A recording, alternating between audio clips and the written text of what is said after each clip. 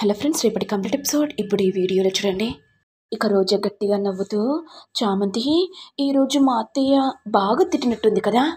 సిగ్గు లేకుండా నా కొడుకిచ్చిన డ్రెస్ను ఎలా వేసుకోబుద్దయింది, ఎన్నిసార్లు గడ్డి పెట్టాలా అని ఇష్టం వచ్చినట్టు తిట్టింది. తిడుతుంటే చామంతి నాకు చాలా సంతోషం అనిపించింది. దీనంతటికి మూల కారణం ఎవరనుకున్నావు? నేనే. నిన్ను ఇంట్లో నుంచి బయటికి వెళ్ళగొట్టేదాకా నేను మనశ్శాంతిగా ఉండనే. అసలు నీకు ఏ ఇళ్లలో పాచి పనులు దొరకనట్టుగా ఈ ఇంటికి ఎందుకు వచ్చావే? ఈ ఇంట్లోని ఎందుకు తిష్టవేశావే? నన్నెక్కడ మనశ్శాంతిగా ఉండనివ్వవా? అక్క, నీ బుద్ధిని బాగా చూపెట్టావు. ఈ రోజు నుంచి నీకు ఆట మొదలైంది. ప్రతిరోజు ఏడుస్తూ కుమిలి కుమిలి చావాలి.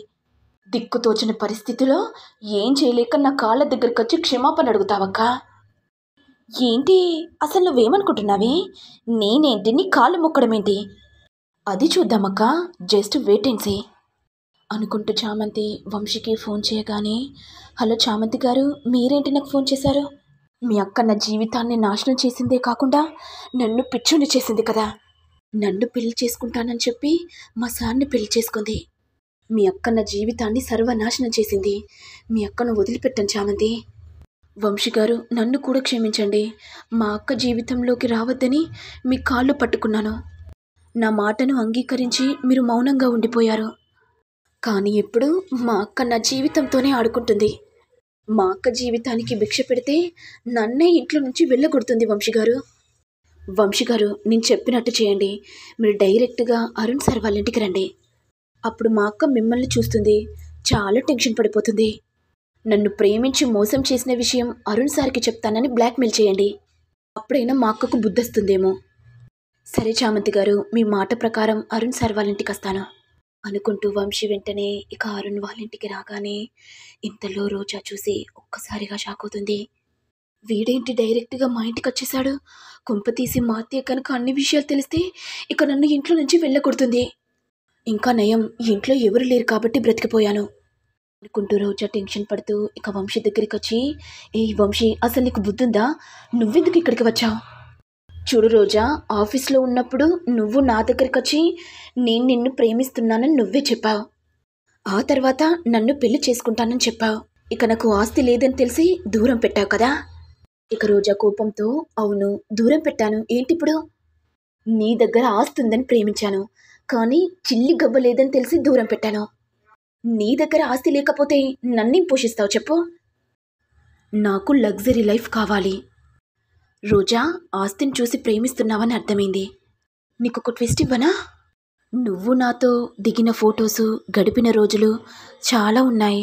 అవి ఫొటోస్ నా దగ్గర భద్రపరుచుకున్నాను. ఈ ఫొటోసు, వీడియోసు అరుణ్ సార్కి పంపమంటావా? ఏంటి వంశీ, బ్లాక్మెయిల్ చేస్తున్నావా? నువ్వేదైనా అనుకో రోజా. నా జీవితాన్ని సర్వనాశనం చేసిందే కాకుండా ఇక్కడ నువ్వేమో సార్తో చాలా సంతోషంగా ఉంటున్నావు. అది నేను చూడలేకపోతున్నాను రోజా.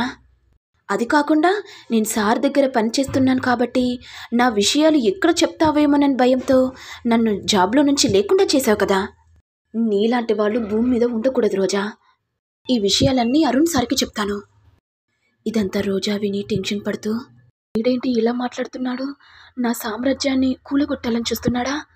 వీణ్ణి ఎలాగోలా మేనేజ్ చేసి నా మాయ మాటలతో బుట్టలో వేసుకోవాలి.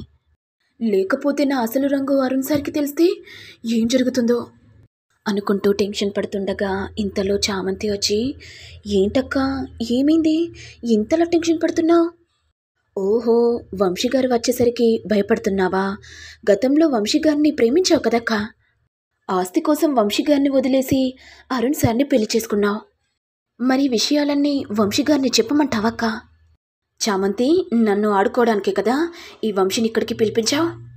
అవునక్క, అమ్మగారితో చెంపదెబ్బ ఎలా కొట్టించావో నీకు కూడా స్ట్రాంగ్గా అలాగే చెంపదెబ్బ కొట్టించాలక్క.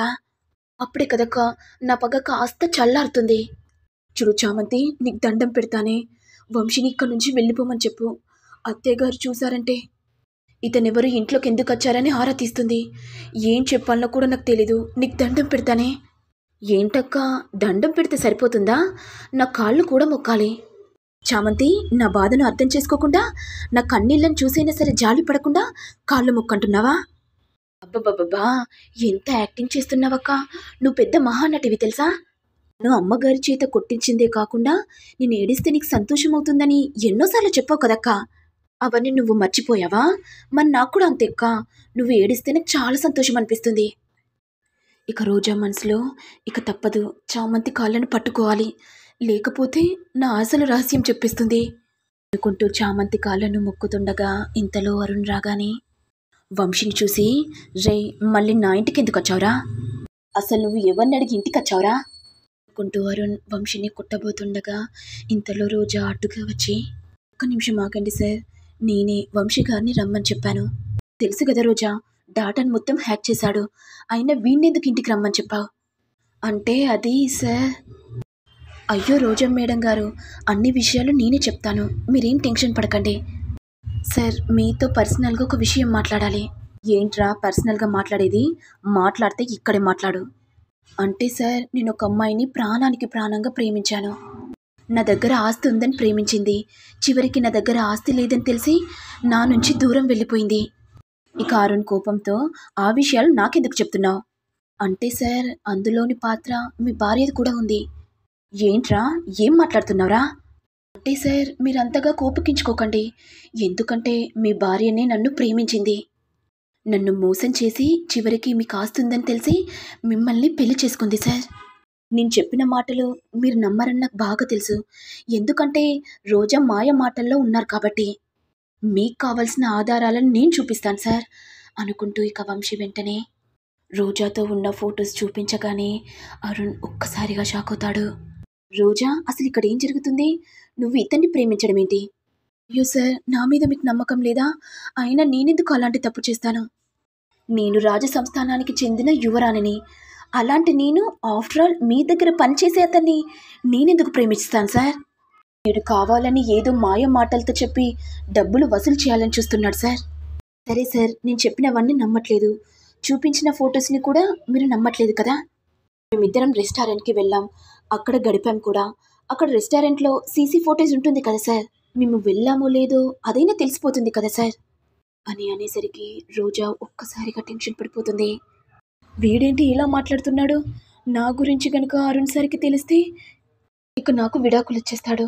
ఆ తర్వాత నేను కూడా మా చెల్లిలాగా అందరి ఇళ్లలో పాచి పనులు చేసుకోవాలి. వామ్మో, అలా తలుచుకుంటేనే భయంగా ఉంది.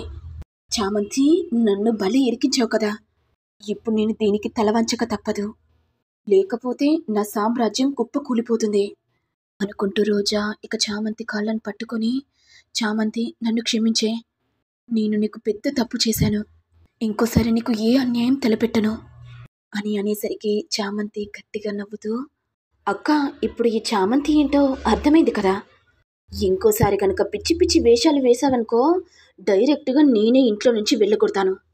చామంతి, నిన్ను వదిలిపెట్టనే. దిక్కుతోచని పరిస్థితుల్లో నీ కాళ్ళని ఎలా పట్టుకున్నానో నువ్వు కూడా అదే విధంగా నా కాళ్ళని పట్టుకుంటావే. ఏంటక్క ఏదో మనసులో అనుకుంటున్నావు కదా, నేను కూడా నీ కాళ్ళని పట్టుకునే పరిస్థితి వస్తుందని మనసులో అనుకుంటున్నావు కదా. నాకు తెలుసక్క, అలాంటి పరిస్థితి రాదక్క, రానివ్వను కూడా. ఇంకోసారి చిన్నబాబుకు నాకు మధ్య ఏదైనా చిచ్చు పెట్టాలని చూసావో ఏం జరుగుతుందో ముందుగా ఆలోచించు అనుకుంటూ చామంతి వెంటనే ఇక అరుణ్ సార్ దగ్గరికి వెళ్ళి, సార్ ఈరోజు ఏప్రిల్ కదా, మిమ్మల్ని ఫూల్ చేద్దామని ఇలా ప్లాన్ చేశాను సార్. ఇక అరుణ్ కోపంతో, చామంతి ఇలాంటివి నాకు నచ్చవు, ఇంకోసారి ఇలాంటి ట్రిక్స్ చేయకు. సారీ సార్, నన్ను క్షమించండి, ఇంకోసారి అలా చేయను. మరి నెక్స్ట్ ఎపిసోడ్లో ఏం జరుగుతుందో చూడాలి. మరి మీకు వీడియో కనుక నచ్చినట్లయితే లైక్ చేయండి, షేర్ చేయండి, సబ్స్క్రైబ్ చేయండి. Thank you all.